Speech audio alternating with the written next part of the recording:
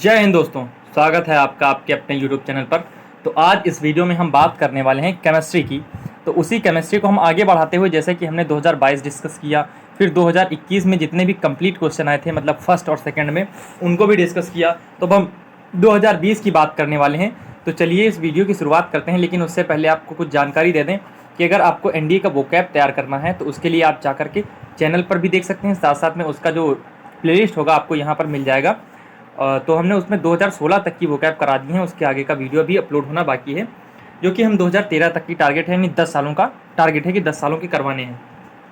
तो चलिए इस वीडियो की शुरुआत करते हैं। और ऐसे ही आपको हिस्ट्री, ज्योग्राफी, पॉलिटी, फिजिक्स, यहाँ पर सारे वीडियोज़ मिलेंगे जो कि जीएटी से रिलेटेड होंगे।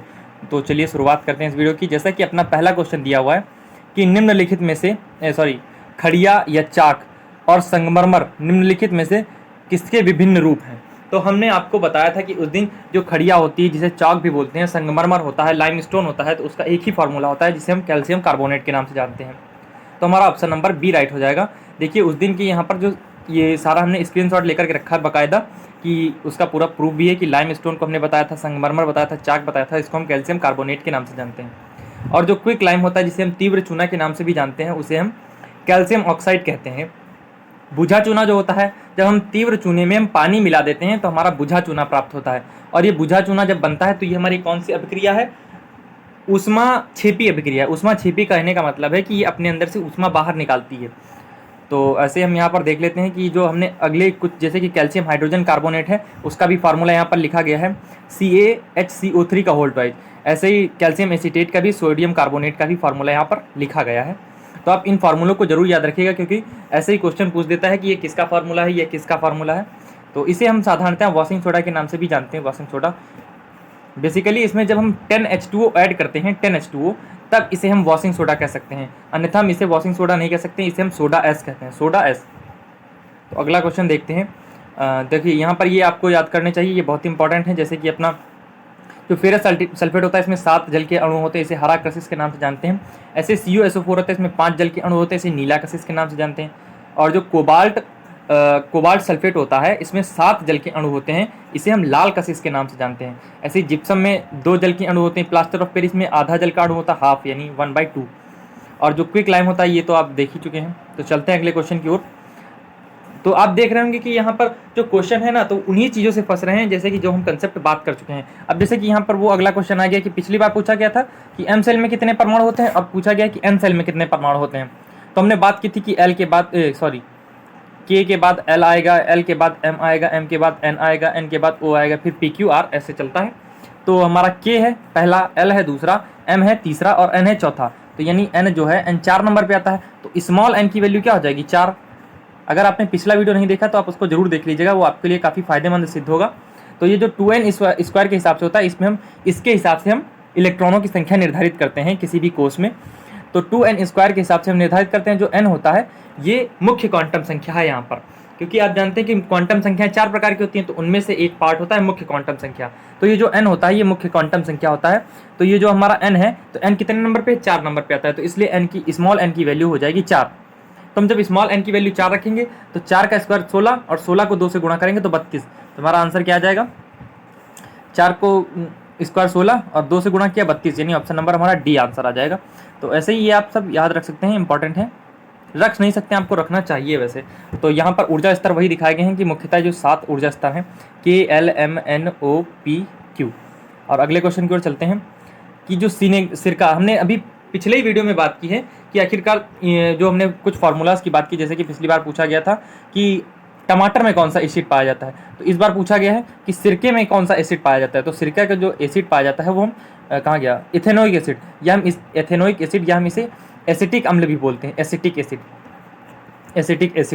एथेनोइक एसिड या एसिटिक एसिड भी बोलते हैं इसे। तो ऐसे ही जो अगला है, हम अगले इनके बारे में बात कर लेते हैं। जैसे कि हमने बात की थी, जो टार्टरिक एसिड होता है, ये खट्टी चीज़ों में पाया जाता है। खट्टी चीज़ें जैसे कि इमली में टार्टरिक एसिड पाया जाता है। ऐसे ही आप नाइट्रिक एसिड के बारे में जानते होंगे। नाइट्रिक एसिड का प्रयोग उर्वरक बनाने में प्रयोग होता है, तथा साथ साथ में इसका प्रयोग विस्फोटक बनाने में होता है। और सल्फ्यूरिक एसिड को तो आप जानते हैं कि ये एक खनिज अम्ल है। और जो खनिज अम्ल होते हैं वो अकार्बनिक होते हैं।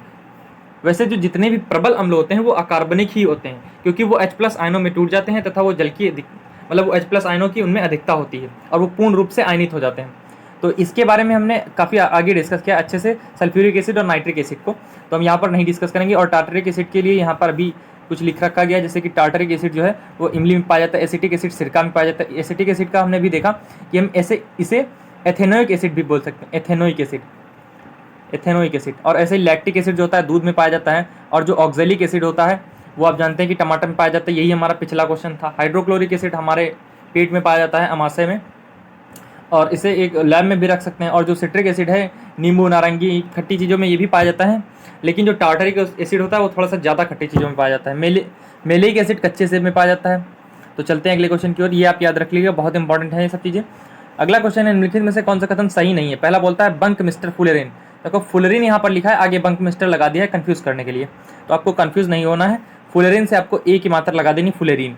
कार्बन का एक अपर रूप है, तो हाँ सही बात है कि हमने कार्बन के 3 अपर रूप देखे थे जो कि क्रिस्टलीय अपर रूप थे।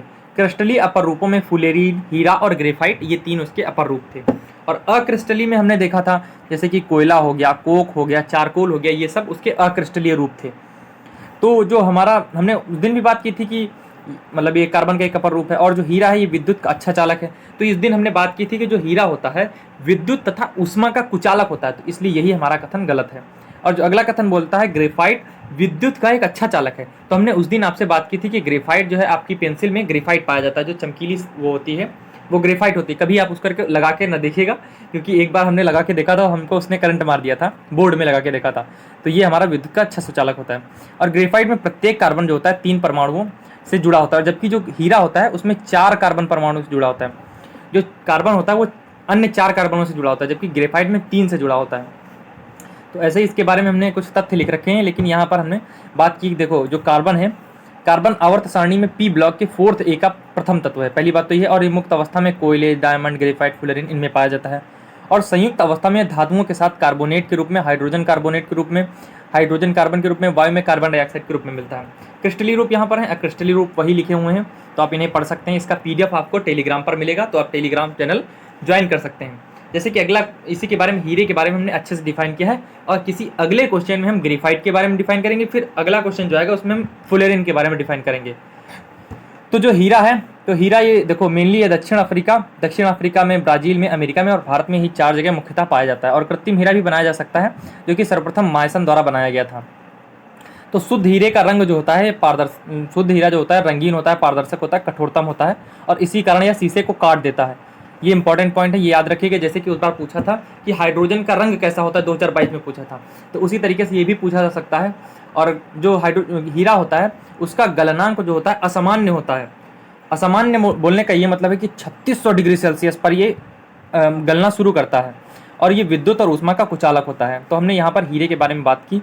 हीरे के सारे पॉइंट इसी स्लाइड में लिख दिए गए, तो आप इसका PDF याद पा सकते हैं टेलीग्राम पर। बहुत अधिक गर्म करने पर यह ऑक्सीजन के साथ 800 डिग्री सेल्सियस पर जलने लगता है, तथा यह केवल कार्बन डाइऑक्साइड गैस देता है, और यह सभी विलायकों में अघुलनशील है, ये कभी किसी में नहीं घुलता, चाहे कुछ भी ले आओ। और जो हीरा होता है, खीरी लिख दिया है, हीरा में जो प्रत्येक कार्बन होता है sp3 संकरित होता है, तथा चतुष्फलकी ज्यामिति से अन्य 4 कार्बन, हमने वही बात की ना कि अन्य 4 कार्बन से जुड़ा होता है, जबकि ग्रेफाइट होता है उसमें अन्य 3 कार्बनों से जुड़ा होता है। हीरे से जो होता है एक्सरे गुजर सकती है, क्योंकि जो हीरे का अपवर्तनांक है वो अधिक होता है, जबकि कांच से नहीं गुजर सकती, क्योंकि कांच का अपवर्तनांक हीरे से कम होता है, इसलिए ऐसा होता है। अगला क्वेश्चन बोलता है कि हीरे में कार्बन और कार्बन के मध्य की बीच की दूरी जो होती है 1.54 एंगस्ट्रॉन्ग होती है, 54 एंगस्ट्रॉन्ग। तो आप जानते हैं कि 1 एंगस्ट्रॉन्ग में कितने मीटर होते हैं, 10⁻⁻10 metre. 1 angstrom equal to 10⁻⁻10 metre. और जो 109 डिग्री के इनके बंद कोण जो होता है 109 डिग्री का होता है। तो चलते हैं अगले क्वेश्चन की ओर। अगला क्वेश्चन बोलता है क्लोरोप्रोपेन अणु जिसका आणविक सूत्र ये है कितने सहसंयोजी आबंध बनाएगा। तो आप कुछ नहीं, आप यहाँ पर कितने C दिए हुए हैं, मतलब क्या बोलते हैं C 3 थे, C 3 बना दिए हमने। H कितने थे, 7 थे, तो H 7 थे, एक H यहाँ रख दिया, एक H यहाँ रख दिया, एक H यहाँ रख दिया, एक H यहाँ रख दिया, एक H यहाँ 5 हो गए, 6 हो गया, एक ये 7 हो गया, और एक Cl था, एक Cl हमने यहाँ रख दिया। अब हमको बंध बनाने हैं, क्योंकि कार्बन को आप जानते हैं कार्बन कितने बंध बना सकता है, मैक्सिमम 4।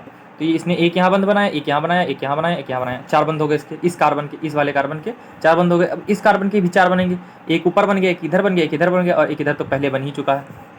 ऐसे ही फिर हम अगला बनाते हैं तो ये भी एक बनाएगा, इधर भी एक बनाएगा, इधर भी एक बनाएगा, और इधर वाला तो पहले बन ही चुका है। तो हमारे कितने कुल मिलाकर बंद हो जाते हैं, तो आप देख लीजिए, गिन लीजिए। देखो 1 2 3 4 5 6 7 8 9 10, तो हमारे कितने बंद हो जाते हैं, 10। तो ऐसे ही क्वेश्चन पूछे जाते हैं, बहुत ही सरल सरल क्वेश्चन पूछे जाते हैं, यानी इसका ऑप्शन नंबर डी राइट हो जाएगा। तो चलते हैं अगले क्वेश्चन की ओर।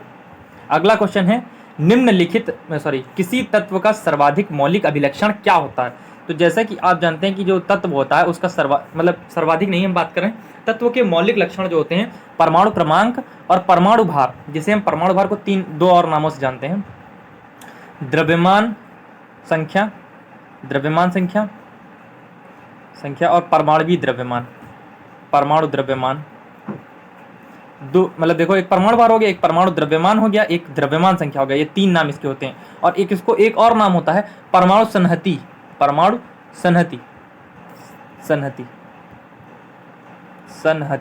सा कंप्लीट है, संहति। तो ये अब चार नाम, अब क्या बताएं, ये ऐसे होते हैं, मेरी भी मजबूरी है, जो ये बोलते हैं वही हमको करना पड़ता है।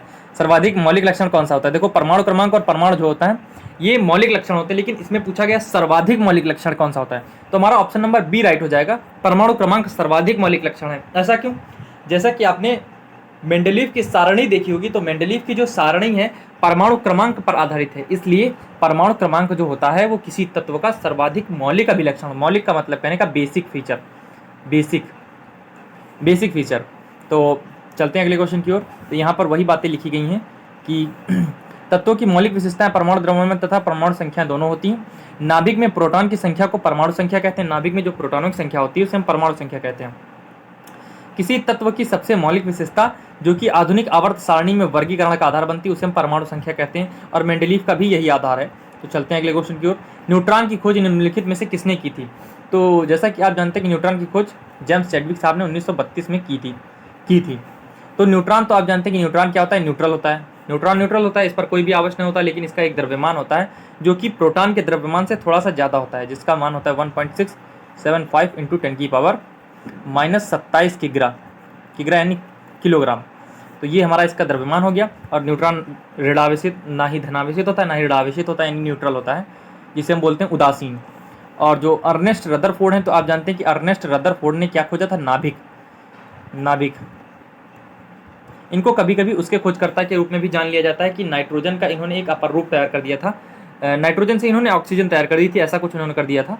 तो उन्हें नाइट्रोजन या किसी का खोजकर्ता एक एक्स्ट्रा चीज़ का भी मानते हैं, लेकिन नाभिक का मेनली इन्हें माना जाता है, क्योंकि रदरफोर्ड का आपने परमाणु मॉडल तो आपने पढ़ा ही होगा, जिसकी हम पिछले वीडियोज़ में बात कर चुके हैं। तो रदरफोर्ड का परमाणु मॉडल आपको जरूर पढ़ के जाना चाहिए एनडीए में, जो कि फिजिक्स में आप चाहे कंसीडर कर लो, चाहे उसको केमिस्ट्री में कंसीडर कर लो, वो आता जरूर है।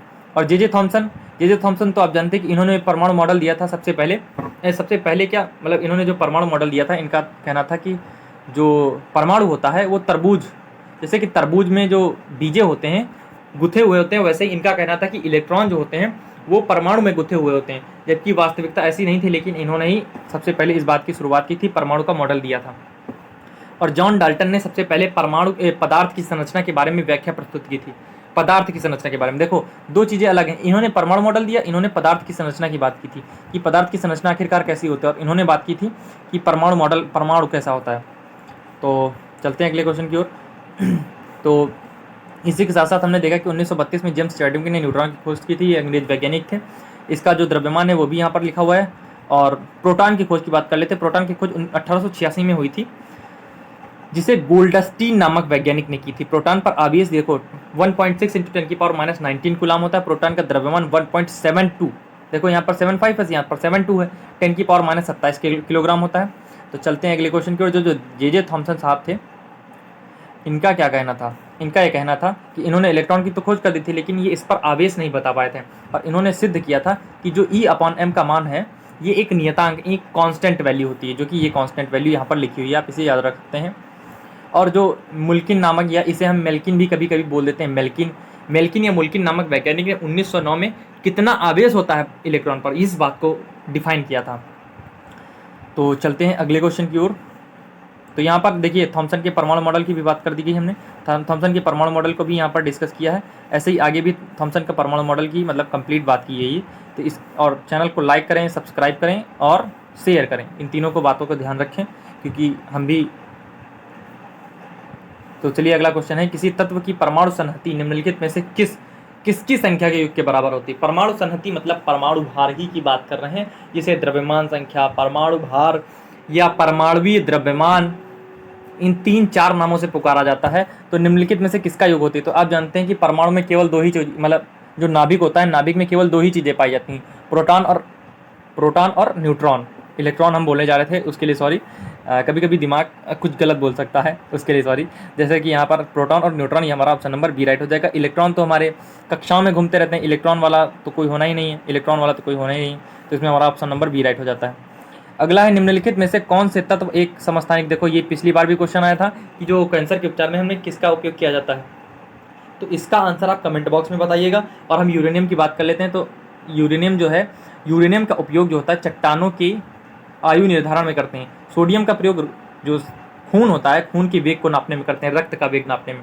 आयोडीन का प्रयोग दो तरह से करते हैं। देखो, एक आयोडीन होता है 131, एक होता है 123। जो 123 वाला होता है वो घेंघा के उपचार में होता है, घेंघा के उपचार में, ये बात याद रखने वाली है। और जो 123 है, ये थायराइड ग्रंथि जो होती है उसकी क्रियाशीलता की जांच करने के लिए कि थायराइड ग्रंथि अच्छे से काम कर रही है या नहीं। ऐसे ही एक आता है F59। तो F59 का प्रयोग यह होता है कि जो F59 है, ये शरीर में अरक्तता की जांच करता है। और फिर अगला आता है सही P32, फास्फोरस जिसे बोलते हैं। देखो, जो Fe59 था, वो Fe59 लोहा है, और जो P है ये फास्फोरस है। इसका प्रयोग किस में करते हैं, इसका प्रयोग करते हैं ल्यूकेमिया के उपचार में, ल्यूकेमिया के उपचार में। और इसमें कुछ छूटा तो नहीं, हाँ, एक कार्बन 14 छूट गया। एक कार्बन 14 का जो प्रयोग है वो उसकी पुरानी वस्तुओं के आयु के निर्धारण में करते हैं, कार्बन 14 का प्रयोग।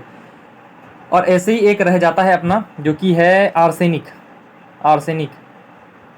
75। तो इसका प्रयोग जो करते हैं हम, इसका प्रयोग करते हैं ट्यूमर की जांच करने में। आर्सेनिक AR शायद होता है, या AS होता है, AS होता है। इसका प्रयोग हम ट्यूमर की जांच करने में करते हैं। तो चलते हैं अगले क्वेश्चन की ओर।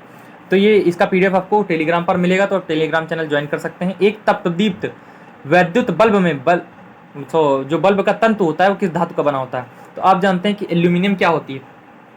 एल्यूमिनियम एक ऐसी धातु है जो कि विद्युत का सबसे कम चालन करती है। और इसके बाद में जो चांदी होती है, आप जानते हैं कि चांदी होती है सबसे सर्वश्रेष्ठ चालक होती है। सर्वश्रेष्ठ यानी सबसे ज़्यादा इसमें विद्युत चालकता इसकी सबसे अधिक होती है। और तांबा इसका सेकंड नंबर पे होता है, थर्ड नंबर पे गोल्ड आता है, और फोर्थ नंबर पे एल्यूमिनियम आता है। तो इसका आंसर हमारा होने वाला है टंगस्टन।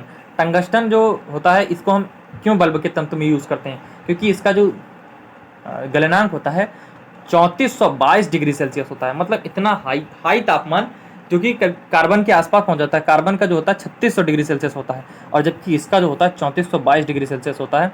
तो आप इसे याद रख सकते हैं, तो इसीलिए हम इसका यूज़ करते हैं। और टंगस्टन का उपयोग और कई भी जगह किया जाता है, जैसे कि टंगस्टन में जब हम किसी अन्य धातु को मिला देते हैं तो इसकी कठोरता बढ़ जाती है, उस कारण इसके हम औजार बनाते हैं, जैसे कि शल्य चिकित्सा वाले औजार। और क्योंकि इन पे जो होता है, हम इसलिए इसको बनाते हैं क्योंकि इस पर अम्ल और क्षार इत्यादि का कोई प्रभाव नहीं पड़ता है। और इसके अगर हम टंगस्टन के पुर्जे बना दें तो ये बहुत ही इंपॉर्टेंट होते हैं, क्योंकि पुर्जे जो होते हैं बहुत ही कठोर होते हैं और टिकाऊ होते हैं, और घिसने वाले नहीं होते हैं, जो घिसते नहीं हैं। गलनांक हमने बात कर ही ली कि 3422 डिग्री सेल्सियस होता है। और हम एक चीज़ ये भी बात कर सकते हैं कि एल्यूमिनियम जो है ना, पृथ्वी की सतह पर सर्वाधिक मात्रा में पाई जाने वाली एक धातु है। जैसे कि ये OCl फेंको, हमने एक ट्रिक लिख रखी है। इस ट्रिक से आप याद रख सकते हैं कि O जो है ऑक्सीजन को दर्शाता है, C कार्बन, एल्यूमिनियम, F से लोहा, Ca से कैल्शियम, Na से सोडियम, और K से पोटेशियम। सोडियम और पोटेशियम का जो है ना, वो थोड़ा सा लगभग में बराबर ही रहता है, कभी सोडियम आगे होता है, कभी पोटेशियम आगे होता है। तो ऑक्सीजन तो आप जानते हैं कि अधातु है, कार्बन भी अधातु है, और जबकि जो ये अपनी है क्या बोलते हैं एल्यूमिनियम अपनी एक धातु है, एल्यूमिनियम अपनी धातु है। इस कारण हम इसे पहले रखते हैं कि पृथ्वी की सतह पर पाई जाने वाली सर्वाधिक मात्रा में यही धातु है जो एल्यूमिनियम है। तो इसका एक ये भी पॉइंट है। और साथ साथ में हम चलते हैं अगले क्वेश्चन की ओर। तो यहाँ पर चालकता का क्रम लिखा गया कि चांदी सबसे चालक, फिर तांबा, फिर सोना, फिर एल्यूमिनियम, फिर लोहा। अगला क्वेश्चन देखते हैं, निम्नलिखित में से कौन सा एक बायोगैस का सबसे बड़ा घटक है। तो बायोगैस के बारे में हम जान लेते हैं कि बायोगैस जो होती है उसको मेनली क्या होता है, जो अकार्बनिक पदार्थ होते हैं या गोबर ओबर इत्यादि होता है, उसको वायु की अनुपस्थिति में जब सड़ गल जाता है तो उससे बायोगैस बनती है। तो बायोगैस में सबसे ज़्यादा जो अधिकता होती है वो मीथेन की होती है, जो लगभग 55% होती है। और फिर सेकंड नंबर पे कार्बन डाइऑक्साइड होती है, जो कि 35% होती है। और जो अगले नंबर पे आती है वो अपनी हाइड्रोजन होती है, फिर नाइट्रोजन होती है, और हाइड्रोजन सल्फाइड का वहाँ पर तो कोई नामो निशानी नहीं होता है। फिर अन्य गैसें भी आती हैं, तो उसी में हो सकती है हाइड्रोजन सल्फाइड, लेकिन उसको इतना डिफाइन नहीं किया गया था उसमें, और मैंने नहीं पढ़ा है वैसे, सॉरी फॉर दैट। तो हाइड्रोजन आपने 7.5% देख ली, नाइट्रोजन 2.44% देख ली, मीथेन को इतनी होती, कार्बन डाइऑक्साइड इतनी होती है। तो जब सड़ने गलने से होता है तो इसका निर्माण हो जाता है। तो जल और अन्य गैसें, इस अन्य गैस में भले ही हाइड्रोजन सल्फाइड हो, इतना थोड़ा सा ज़्यादा डीप जाकर के, इतना डीप जाकर के भाई मैंने नहीं पढ़ा, तो उसके लिए सॉरी। और चलते हैं अगले क्वेश्चन की ओर। जैसे कि अगला क्वेश्चन है, लगभग 70 डिग्री सेल्सियस पर सोडियम बाइकार्बोनेट क्रमिक अपघटन वियोजन का गुण प्रदर्शित करता है, जो इसे बेकरी उत्पादों के लिए उपयोगी बनाता है। सोडियम बाइकार्बोनेट इस उपयोग के लिए कौन सा अपघटक जिम्मेदार है? तो हमने उस दिन इसी अभिक्रिया की बात की थी, बस उसमें थोड़ा सा हमने टेक्निकल भाषा इतनी यूज़ नहीं की थी जितनी इन्होंने यूज़ कर दी है। हमने सीधा सा कहा था कि जो सोडियम बाइकार्बोनेट है उसको गर्म कर देने पर 3 उत्पाद बनते हैं, एक H2O बनता है, एक CO2 बनता है, और एक क्या बनता है, Na2CO3। और ये Na2CO3 क्या होता है? इसे हम वॉशिंग सोडा भी कह सकते हैं, वैसे मेनली इसे हमें सोडा एस कहना चाहिए। सोडा एस इसलिए क्योंकि जब तक हम इसमें 10H2O नहीं जोड़ देते तब तक ये हम वॉशिंग सोडा इसे नहीं कह सकते, तो इसे हम सोडा एस ही कहेंगे। तो इसमें जो कार्बन डाइऑक्साइड गैस होती है वो बेकरी में यूज़ करने के लिए, मतलब इसको इसीलिए यूज़फुल बनाती है क्योंकि इससे, इसके अपघटन से, यानी जो सोडियम बाइकार्बोनेट NaHCO3 होता है, NaHCO3, इसके अपघटन से NaHCO3 के अपघटन से कार्बन डाइऑक्साइड जो गैस निकलती है वह बेकरी में इसके यूज़ को बनाए रखती है। क्योंकि जो आपने देखा होगा कि जो ब्रेड्स होती हैं वो फूली हुई होती हैं, क्योंकि कार्बन डाइऑक्साइड गैस जब ऊपर निकलती है ना, तो इसीलिए ब्रेड फूल जाती है। तो चलते हैं अगले क्वेश्चन की ओर ना जाकर के थोड़ा सा इस पर बात कर लेते हैं। लाइक, शेयर एंड सब्सक्राइब जरूर करें, और साथ साथ में ये बात देख लें कि जो सोडियम बाइकार्बोनेट होता है, इसे सोडियम बाइकार्बोनेट भी बोलते हैं, खाने का सोडा, बेकिंग सोडा, 3 नामों से जानते हैं, मेनली 3 नामों से। और जो 2 आगे लगा दिया, तो जब 2 गुना हम, मतलब 2 मात्रा लेंगे तो हमारा सोडियम कार्बोनेट बनेगा, और सोडियम कार्बोनेट में हम जल की मात्रा जब ऐड करते हैं तो हमारा वॉशिंग सोडा बन जाता है। क्या बनता है? वॉशिंग सोडा, या हम इसे धावन सोडा भी कहते हैं। H2 और CO2 बनता है। देखो ये अभिक्रिया की भी बात कर चुके हैं, यही अभिक्रिया है यहाँ पर, बस इसको टेक्निकल भाषा में घुमा के देंगे। 70 डिग्री सेल्सियस पर बताओ गर्म कर दिए लोग, और हमने सिर्फ ये कहा था कि गर्म करने पर 70 डिग्री सेल्सियस पर गर्म किया है, हमने कहा था गर्म करने पर। तो ये टेक्निकल भाषा से परेशान ना होना आप। देखो यहाँ पर 2 चीज़ें लिखी हुई, एक धावन सोडा, एक सोडा एस। तो सोडा एस पर ध्यान रखिएगा, सोडा एस जो होता है केवल सोडियम कार्बोनेट होता है, इसका फार्मूला यही है। और धावन सोडा जो होता है इसे हम सोडियम कार्बोनेट डेकाहाइड्रेट के नाम से जानते हैं, क्योंकि डेका मतलब 10 होता है और हाइड्रेट यानी जल। तो इसका प्रयोग जो होता है ग्लास, बोरेक्स, कागज के निर्माण में तथा जल की स्थायी कठोरता को दूर करने के लिए धावन सोडा का प्रयोग करते हैं। जबकि जो सोडा एस है उसका प्रयोग कांच निर्माण में अपमार्जक के रूप में, अपमार्जक यानी जो पाउडर होते हैं, अपमार्जक जो आप समझ गए होंगे शायद, अपमार्जक, संश्लेषित अपमार्जक आपने सुने होंगे, अरे कपड़ा धोने वाले निर्मा अपमार्जक, रसायनों तथा अन्य औद्योगिक उत्पादों में इसका प्रयोग करते हैं। अगला क्वेश्चन है अपना कॉपर सल्फेट सोडियम कार्बोनेट तथा जिप्सम में क्रिस्टलन के जल के अणुओं की संख्या बताइए।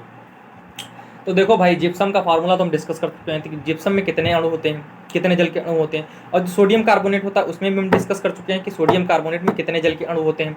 और जो कॉपर सल्फेट होता है, जिसको हम किस नाम से जानते हैं, नीला कशिश के नाम से जानते हैं, उसमें भी हम जल के अणु को डिस्कस कर चुके हैं। तो इसमें हमें बताने की वैसे ज़रूरत नहीं है, तो इस क्वेश्चन को आप कमेंट बॉक्स में बताइएगा इसका आंसर। तो चलिए अगले क्वेश्चन की ओर चलते हैं। जब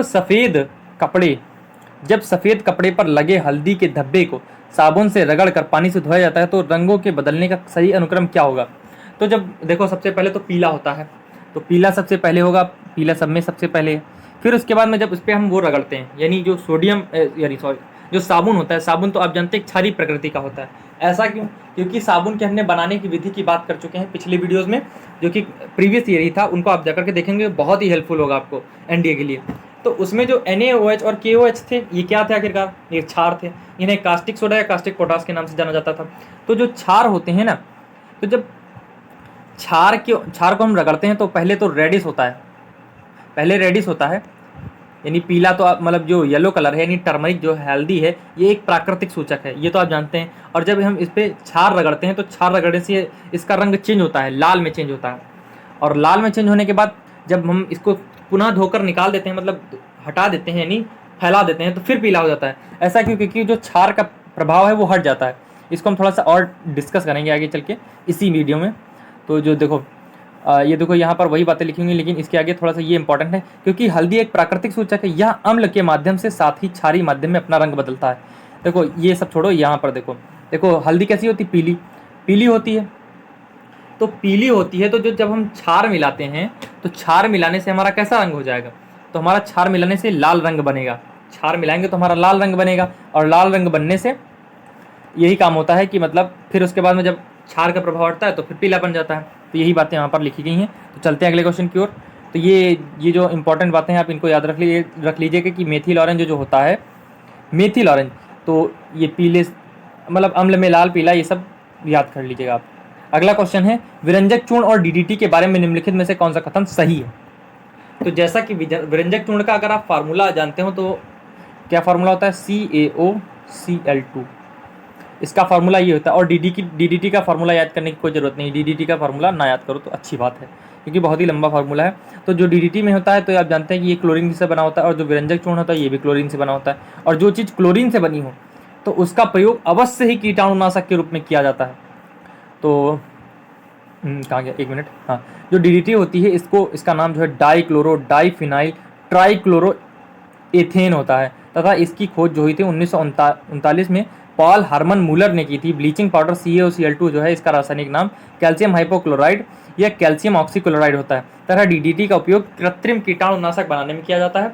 और जो CaOCl2 है इसका प्रयोग कीटाणुनाशक के रूप में पानी को शुद्ध करने के लिए किया जाता है। आखिरकार हमने ऐसा क्यों कहा कि आप डीडीटी का फॉर्मूला ना याद रखें, क्योंकि आपके जो एग्जाम का क्राइटेरिया है वो इतना ज़्यादा डीप जा करके नहीं कि बड़े बड़े फार्मूले पूछ देना, ऐसे नॉर्मल फार्मूले पूछना जो कि हाई स्कूल तक की सीमित है। और जो डीडीटी है ना, ये मेनली क्लास 12th का टॉपिक है, तो आपको डीडीटी के थ्रू जाने की जरूरत नहीं है। चलते हैं अगले क्वेश्चन की ओर। निम्नलिखित में से कौन सा जल शुष्कक का सबसे बढ़िया उदाहरण है। तो जो सिलिका है अपनी, वो जल शुष्कक का सबसे बढ़िया उदाहरण है। जैसे सोडियम क्लोराइड, तो NaCl को तो आप जानते हैं कि इसको एक और नाम से जाना जाता है जिसे हम बोलते हैं टेबल सॉल्ट। और हम इसकी तो बात कर ही चुके, सोडियम कार्बोनेट जिसे हम सोडा एस के नाम से जानते हैं, और इसमें जब हम 10 जल के अणु ऐड कर देते हैं तो हम इसे वॉशिंग सोडा के नाम से जानते हैं। तो अगले क्वेश्चन की ओर चलते हैं। शुष्कक क्या होते हैं। शुष्कक तो आप जानते होंगे, शुष्कक यानी जल शुष्कक। जल शुष्कक कहने का मतलब है कि जो जल को सोख लें उसे हम जल शुष्कक बोलते हैं। तो जो पॉलीस्टाइरीन होती है, पॉलीस्टाइरीन एक कठोर और शानदार पारदर्शी सिंथेटिक रॉल है जो कि स्टाइरीन के पॉलीमराइजेशन द्वारा निर्मित होती है। पॉलीमराइजेशन मतलब बहुलकीकरण द्वारा। और जो इसका उपयोग पॉलीथीन की बैग बनाने में किया जाता है। सोडियम क्लोराइड एक टेबल सॉल्ट है और सोडियम बाइकार्बोनेट वॉशिंग सोडा के रूप में जाना जाता है। तो अगले क्वेश्चन की ओर चलते हैं। निम्नलिखित में से कौन सा खनिज अम्ल की खोज से सबसे पहले हुई थी। तो आप जानते हैं कि जो सल्फ्यूरिक अम्ल है वो कई बार आपने पढ़ा होगा, जब आपके टीचर पढ़ाते होंगे क्लास 12th में, जो उन्होंने बताया होगा कि सल्फ्यूरिक अम्ल एक तो खनिज अम्ल है, और दूसरी बात साथ साथ में इसकी खोज सबसे पहले की गई थी। फिर उसके बाद में धीरे धीरे इन्हीं सब की क्रिया के माध्यम से हम आगे वाले अम्लों को बनाते गए। फिर जो हमने कुछ बात की, प्रबल अम्ल क्या होते हैं। प्रबल अम्ल वे अम्ल होते हैं जो कि पूर्ण रूप से आयनित हो जाते हैं। हमने जैसे कि पहले ही बात कर रखी है कि पूर्ण रूप से आयनित हो जाते हैं, तथा इनमें जो होती है H+ आयनों की अधिकता होती है। जैसे कि HCl होता है, तो जब इनको हम पानी में डालेंगे ना तो H+ अलग होते हैं, Cl- अलग हो जाते हैं। तो और जो प्रबल अम्ल होते हैं ये अकार्बनिक होते हैं। अकार्बनिक कहने का मतलब है जिसमें कार्बन ना उपस्थित हो। तो यहाँ पर देखो Cl क्लोरीन है, H+ हाइड्रोजन है, तो इसमें कार्बन कहाँ उपस्थित है, तो इसी वजह से ये अकार्बनिक अम्ल होते हैं। और जो H2SO4 है ये अपना खनिज अम्ल है। और जो सल्फ्यूरिक अम्लों का राजा कहलाता है, जो सल्फ्यूरिक अम्ल है वो अम्लों का राजा कहलाता है, और इसे मार्बल कैंसर के नाम से भी जानते हैं, क्योंकि जब मार्बल रखी होती है, जब ये अम्ल गिरता है, यानी सल्फ्यूरिक एसिड, जैसे कि आपने अम्ल वर्षा सुनी होगी। अम्ल वर्षा मेनली किसकी होती है, देखो SO4 होता है तथा NO2, जब ये दोनों मिल जाते हैं, यानी दोनों नहीं, जब ये जल से मिल जाते हैं, यानी जल कौन सा जल, एक मिनट, जो सल्फ्यूरिक एसिड है और जो नाइट्रिक एसिड है, ये दोनों जब आकाश से बरसते हैं। ऐसा क्यों होता है, क्योंकि जो सल्फर डाइऑक्साइड होती है और जो NO2 होती है, ये आकाश वाले जल से क्रिया करके सल्फ्यूरिक अम्ल तथा नाइट्रिक अम्ल बनाते हैं। और जब ये बरसते हैं तो ये जो सल्फ्यूरिक अम्ल होता है वो मार्बल्स के लिए बहुत ही खतरनाक होता है। मार्बल्स बोले तो मतलब मार्बल्स यानी पत्थर, जो पत्थर मतलब उससे टूटने लगते हैं, क्षरण होने लगता है। तो आपने रासायनिक अपक्षय की अभिक्रिया पढ़ी होगी केमिस्ट्री में, रासायनिक अपक्षय होने लगता है, तो ये उसी की कैटेगरी में चला जाता है। अगला है सल्फ्यूरिक एसिड का उपयोग पेट्रोलियम के शोधन में, अपमार्जक में और इन सब में करते हैं। तो अगले बात कर लेते हैं, जैसे कि हाइड्रोक्लोरिक का उपयोग लिखा हुआ है, और साथ साथ में नाइट्रिक एसिड का उपयोग लिखा हुआ, फास्फोरिक एसिड का उपयोग लिखा, और एक इंपॉर्टेंट बात हमने अपनी तरफ से ऐड करके लिख रखी है जो कि आपके लिए बहुत ही इंपॉर्टेंट है, कि जो कोल्ड ड्रिंक्स होती हैं उनमें जो होता है ना कार्बोनिक एसिड पाया जाता है, जिसका फॉर्मूला होता है H2CO3। जब कार्बन डाइऑक्साइड के साथ पानी मिला जाता है तो कार्बोनिक एसिड बनता है। तो आप चैनल को लाइक करना ना भूलें, शेयर करना ना भूलें, सब्सक्राइब करना ना भूलें। तो मिलते हैं नेक्स्ट वीडियो में। Thanks for watching. चैनल को सपोर्ट करते रहिए।